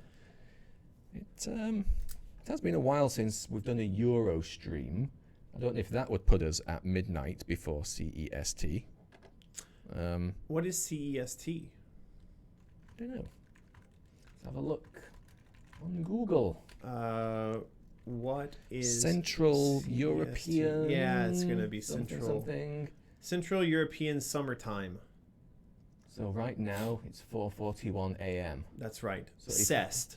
So if we did So wait, if you're there, does that mean you're incest? Yes. So if we did a stream here at like 7 p.m., what would that be? That would be before midnight. That's what we always do. We always do 7 p.m. So we'll do an EU stream maybe next week. I don't know. It doesn't seem to like that. Geneva, that's got to be close enough. Shanghai. Show timetable. Yeah, it'll be something like our 7 p.m. is their 1 p.m. This is exactly what we've done in the past. Well, it's like noon in the UK. All right. Right. Okay. Back to it. Okay. So this was from the Plush post. All right, yeah. From Molly Sund. Is it just me, or is the earring on the wrong side? Correct. The earring is on the wrong side. Molly was the one who pointed that out, and I hated her for it. Stop pointing out inconsistencies in our presentation. God damn it. But you will note that on the Plush, it is on the correct side. And as I said, yeah, in the patch set that we did, somehow it ended up on the incorrect side, as you can see there. Oopsie. Somebody did an oopsie. Was it PewDiePie? Was it? Gloria Berger, you got to call her up and ask who did this oopsie. I think this oopsie was done by Yin. Let's blame Yin because she's not here and she can't defend herself. I blame Yin. Yeah. What else you got there? Well, there's another one from Cheshire Cat Girl. Just saying what we said at the beginning of the stream, pretty much. Can't wait to get this plush, but I hope we can improve it some more and we get a new prototype soon. Yeah. It's coming. Yeah. It's coming. Some people seem to kind of willfully ignore the fact that in these updates we make reference to this not being the final version. I put a lot of effort into those updates and trying to answer questions before they're asked, but I fail. Yeah. I failed. I'm kind of distracted by people talking about Whoopi Goldberg's Cheshire Cat. Yeah, let's not. It's horrible. Let's not go there. That's even worse than. What was it in? Incest. Okay, I'm gonna have to Google that after the stream. You will, because my curiosity is piqued. As is the case with cats. Yeah. What else is on your list there? Well, this is from the UI post. There's a lot of big comments in here, so I have to power through these. Oh, painful. Ooh, let's get this one out of the way. Daniel Lindsley mentioning what we said earlier. For the menu animation, it might be useful to have a double click or press of the activating button, skipping the animation, to eliminate the issue of having to watch it every time. Nah, I think we're just going to eliminate the idea in general. That is in reference to this. This is the inventory map progress dress selector screen where Alex had suggested some sort of complicated zoom in, spin around into the eye. No. Yeah. Gary Busey says no. Gary says no. No. Baby Gary Busey says no. Jana North. Okay, let's get through this. Jana. I like the look of the weapon selection, how the UI will work. Never played Doom, but have used. Oh no, I don't want to listen to her. No, to I don't want to listen to her opinion. If She's you've never played Doom, Doom. you can't talk. Okay. Sorry. I found the selection on Horizon Zero Dawn really easy to use, but then again, you only have 4 active weapons. Also agree about the animation on hitting the trigger button. It would really start to grate on my nerves. You could have it play once, and then that's it. Yeah. So, yeah, Horizon Zero Dawn is another one that used the old weapon selecting wheel. I think it's the done thing now. I think so. I wonder who was the first person to do that. Your mom. No. Oh, are you Googling it? Please continue, sir. Oh my God, look at it. Continue, sir. I can't continue now after seeing that. I mean, I don't know. Maybe this should be what unlocks. This should unlock when you... I mean, it's not that bad. She has got quite a feline-esque face in some of those pictures. It's not that bad, but it's also kind of weird. What do you mean it's not that bad? Look at that. Oh, boy. Oh, boy.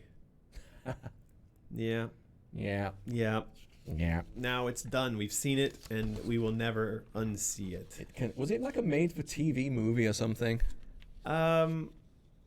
I don't know what's going on here. Do I even want to... Oh, no. What kind of horrible rabbit hole are we going down here? What have we done? Who started this? Who opened this terrible can of worms? Okay, let's please just go back to reality. Kylie Blass. Maybe we should unlock Samuel L. Katzen. Samuel L. Katzen. I like that. I think that's a good idea. Maybe that's what the code does. It kind of unlocks various celebrities' faces superimposed onto the Cheshire Cat. That would be great if we could actually get permission to do that. We don't need permission. Look, it's just Samuel L. Katzen. Surely you don't need permission for that. I think this is what it's gonna unlock. I feel like we just do it. Okay. To hell with the consequences. To hell with being sued by Samuel L. Katzen. Kylie Blair. Everything looks awesome. I know nothing is set in stone, but I'm really digging the look. I have no complaints. You guys know what you're doing. Oh, wow. Some faith. Thanks, Kylie. That's fantastic. It is nice. I guess this is in reference, by the way, to the Cheshire Cat. No, this was from the UI post. Oh, I'm surprised because we clearly have no clue what we're doing there.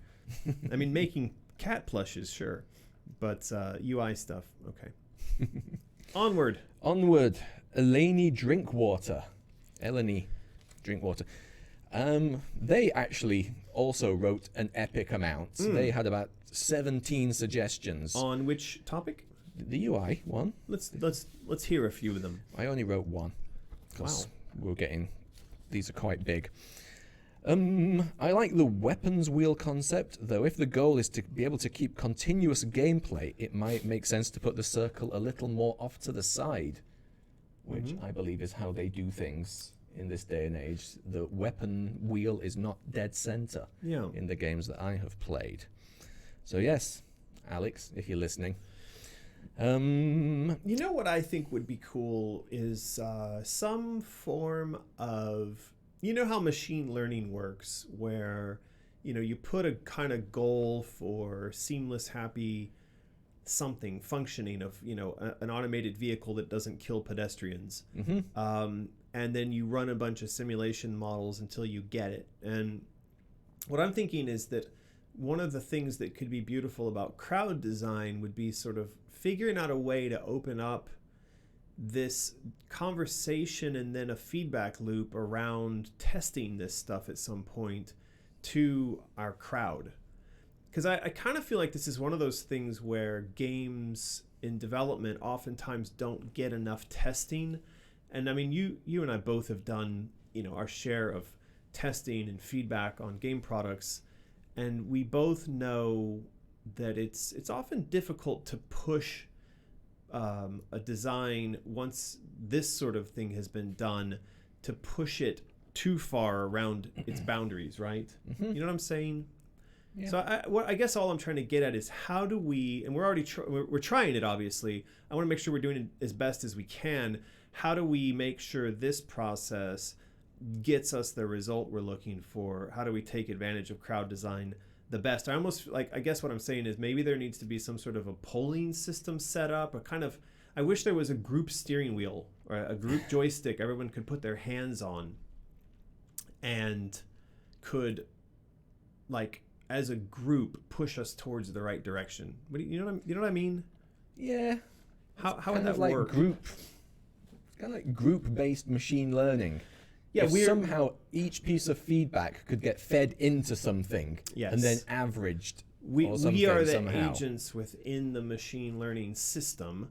I mean, what we're talking about ought to be fairly, like, it's just natural evolution. It's the selection process that happens in the world in general, but trying to contain that within the group that's here, that's on YouTube, that's on Patreon, that's on Discord, that's in these conversations.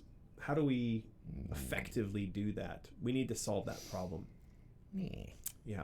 But, it doesn't matter because the chat is now completely absorbed with Cheshire Timberlake and various forms of celebrities being put upon the Cheshire Cat. Oh, well. Go ahead. What else did Elaney say? Yes, given that Alice is dead center of the screen, if you're trying to change weapons in the middle of a fight with projectiles heading your way, might be hard to tell if you're about to get hit. I'm assuming the game doesn't pause while in this menu. That would be my idea. So yes, shift it off to the side. Right. There you go. I have a comment here from what we're looking at.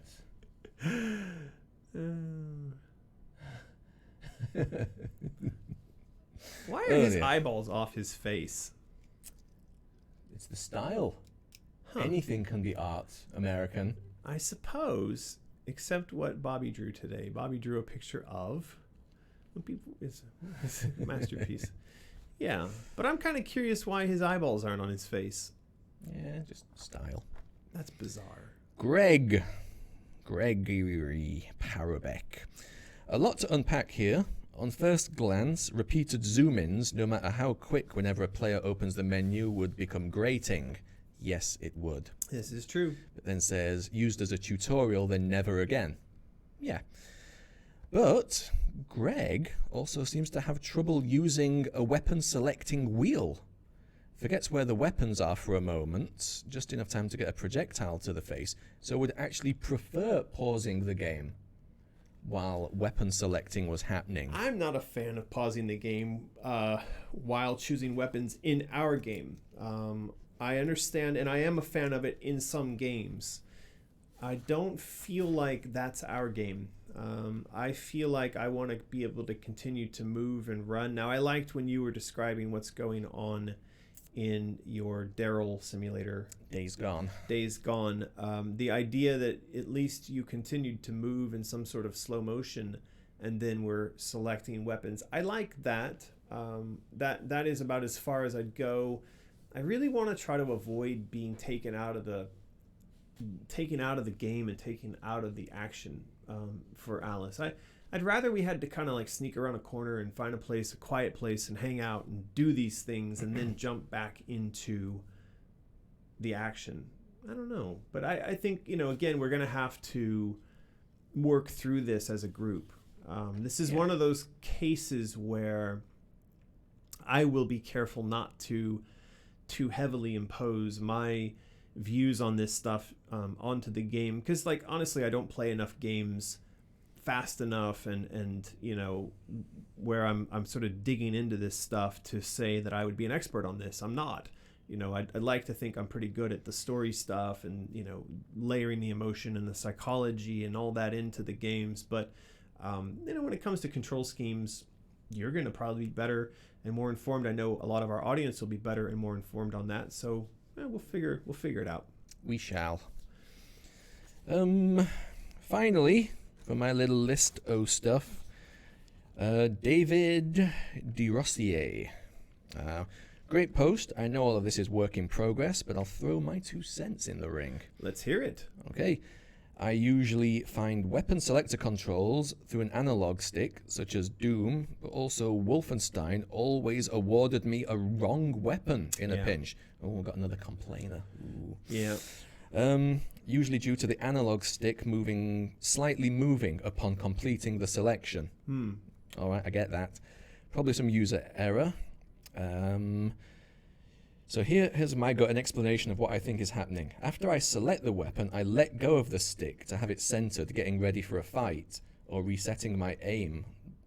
And the game recognizes slight movements in the stick beyond the center position before the selector closes. Right. So it's not such a big deal, but if it's a live selector, such as Doom, where the game isn't paused, could pose a problem. Could do. I suppose that's a reasonable assumption, that you are kind of resetting the analog stick before letting go of the menu. Right. It's a good point. But that's what testing's for. And it's kind of funny that in all these years of making games, and especially like where PlayStation does have an install base of 150 million pieces of hardware, and how many millions, hundreds of millions of games have sold, and within a particular genre similar to what we're trying to develop here, you would think that there would now be an effectively standardized control system for this type of game. You would think that there would have been a clear winner to emerge from the melee, and that we would now know this is how you do it, and this is how you do it exactly right. Why do you think that it is not the case that we're just saying, right, there's that thing off the shelf, take that, put it into our game? We are getting there, especially with these type of open world or like action type games. You do tend to have a selection wheel. You do tend to have some sort of vision on like right stick click that enables you to label stuff around the world. Yeah. It's getting there. Yeah, it is. And it's good. I mean, it works in all the games I've played it on. It works. So, I mean, I don't think a lot of what we're discussing here necessarily is going to be all that controversial, because we're not talking about reinventing the wheel, or the weapon select wheel for that matter. Yay. All right, we are done with our comments, are we? Pretty much. And we are up at the top of the hour, which means it is the final contest time for today's stream. Why don't we tell people what they're going to get? I was just looking at that. What do you got? How close are we to the monetary goal? How close are we to the $20 to $30 million we're going to need to make? No. I could give you my PayPal details if you'd like to transfer that money to us. You could get us there much quicker. Just send over, 10, 15, $20 million. Would be great. That would be great. For those of you who do have questions about where we are in the process towards making Alice Asylum, I recommend that you go over to my YouTube channel and click on a video which is called How Long Is This Going to Take? I think in that video we do a pretty good job of explaining how long it's going to take and the process that we're employing to get there. Yeah. So if you have that sort of question, go there, do that, please. Why don't you guys spam up the chat right now with how long you think it's going to take? So how long do you think it'll take to get $20 to $30 million? Yeah. So, let us know in the chat. Do you feel like we're about 3 months away, 6 months away, a year away? I'd be curious to hear what you think. What do you think? Well, I'm privy to a little more information. Yeah. So, I don't know. I'm not going to say anything. That's not fun. Come on. Okay, based on what I know... How long before we land funding? Which basically means start development. I would say, hopefully, within a year.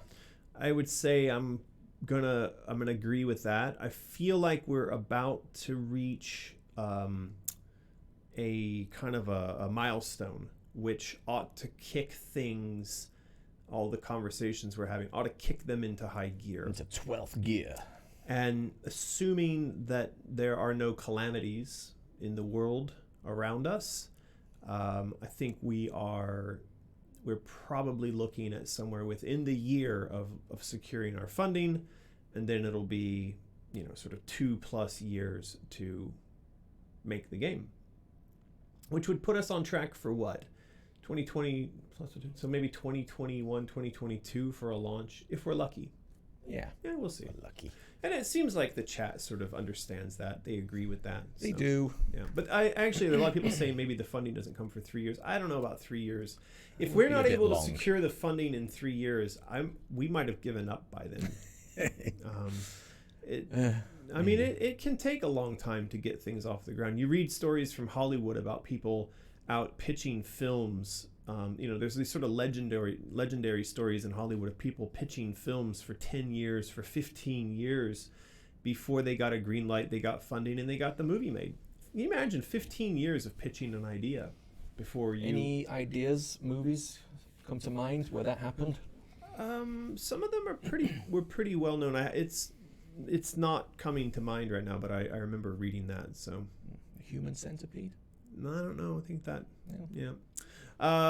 Before we roll the prize, I'm gonna be crafty, and I'm gonna make you listen to me talk about all the things you can do to support our efforts to get Asylum made. So please do head over to AmericanMcGee.com. There is a handy dandy list there, which includes signing up for the mailing list. That's number one. Yep. Only real emails, please. Not your dead grandmother. Follow me, that is American, on social media. That is Twitter, Facebook, Instagram, or the YouTubes. And if you do follow me in those places, do interact or like or do other kinds of things that tell the algorithms that I'm liked and you should, promote my content. Go over to Patreon. We do have some pretty cool things going on right now. If you are a patron this month, the month of May, subscribe, pledge, whatever, right now, you can get tags, and then there's also this Cheshire Cat thing coming. There's art prints, there's all kinds of stuff. And then finally there's Mysterious. Go to Mysterious, you can get all kinds of t-shirts, wallets. There's a lot of cool stuff on there these days. Yeah, with, Jennifer popping has it up been there. cranking out tons of cool stuff. Here we go. 3, 2, 1. Ooh, Versailles Horowitz. Versailles Horowitz, you are the winner of today's final prize. That means you get to choose the art print or the card game or the illustrated book or the comic book. Coloring book. Sorry, coloring book. Why did I say comic book? So please do send an email to mysterious@americanmcgee.com. Be sure to include your name, your phone number, and your prize selection. Again, keep in mind that you get to choose between, you tell her, Martin, the art print that we showed off, the Out of the Woods game, the Out of the Woods illustrated book, or the Out of the Woods coloring book. Choose one of those 4 things. There you go.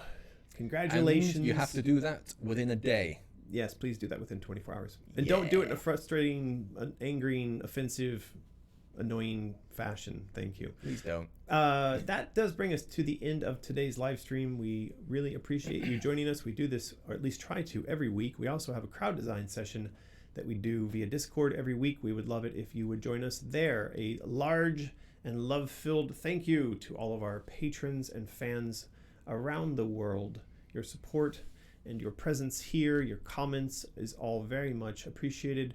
Martin and I and Lulu, all of us love you very, very much and do hope that you have a lovely rest of the week and weekend. Please do. Please do. Thank you for sticking with us through the lag and such. It's always a pleasure to have you all here, all the regulars and whatnots. We like to see you. We like to interact with you. It's all great stuff. There you go. Yeah. Alrighty, we will see you again this time next week. Maybe an EU stream. EU stream next week. We will let you know about that over on Patreon. Everybody, see you later. See you later. Jib it up.